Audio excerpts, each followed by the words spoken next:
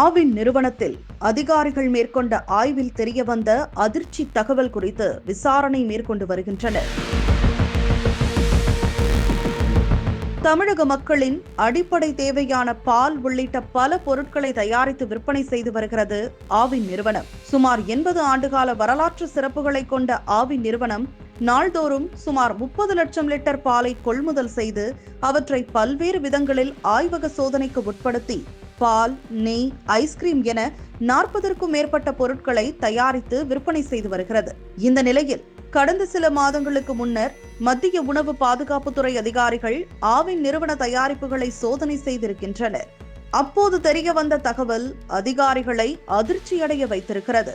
அதாவது பால் தொடங்கி சுமார் 40ற்கும் மேற்பட்ட பொருட்களை கடந்த 8 மாதங்களுக்கும் மேலாக லைசன்ஸே இல்லாமல் விற்பனை செய்து வந்திருக்கிறது ஆவின் நிறுவனம்.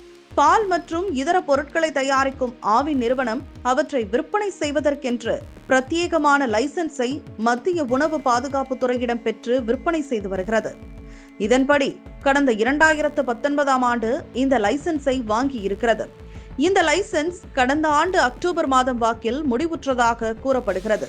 இதனைத் தொடர்ந்து லைசன்ஸ் இல்லாமலே கடந்த 8 மாதங்களுக்கு மேலாக பால் உள்ளிட்ட பல பொருட்களை ஆவின் நிர்வாகம் தயாரித்து விற்பனை செய்தது விசாரணையில் தெரிய வந்திருக்கிறது.